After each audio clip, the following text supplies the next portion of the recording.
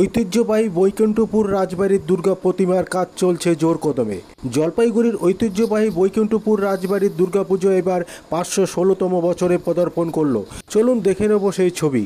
আপনারা দেখছেন news Nadia express. চ্যানেলটিকে সাবস্ক্রাইব, লাইক, শেয়ার এবং ফেসবুক পেজটি ফলো করুন। চলুন দেখে নেব সেই প্রস্তুতি পর্ব।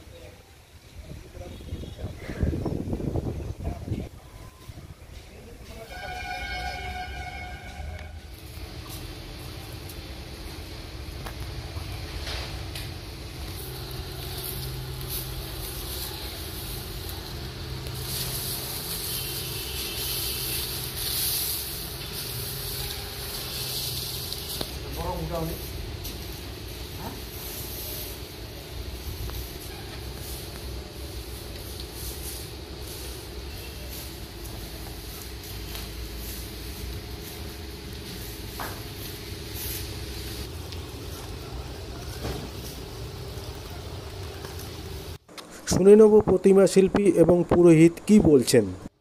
পূজার আমি শুরু হয়ে গেল। লোক আসে দেখতে? আসে। কেমন লাগে? আপনি তো 30 বছর ধরে এখানে ঠাকুর বানাচ্ছেন, কেমন লাগে? এখানকার ঠাকুরটা অন্যরকম, তো অনেক কাজও বেশি আছে, 5টা মূর্তি বেশি আছে। যেমন অন্য অন্য জায়গায় যে অসুর সিংহ থাকে, লক্ষ্মী সরস্বতী, এখানে আবার ওই জয় বিজয়া, তারপরে ব্রহ্মা বিষ্ণু শিব মহামায়া, 5টা মূর্তি অন্য অন্য জায়গার থেকে বেশি আছে। এবং অসুরের সাথে আবার সিংহ আছে, আবার বাঘও দিতে হয় একটা। কেন বাঘটা কেন এখানকার?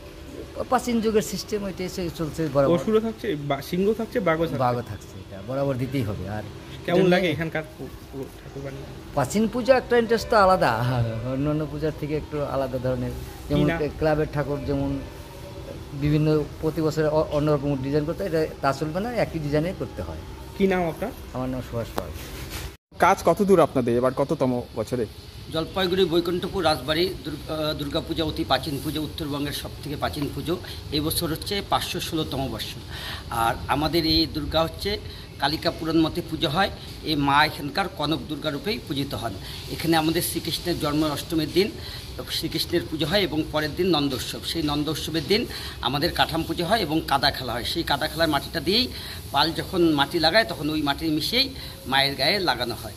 এবং আমাদের এখানে দেবী হচ্ছে তপ্ত কাঞ্চনবর্ণ।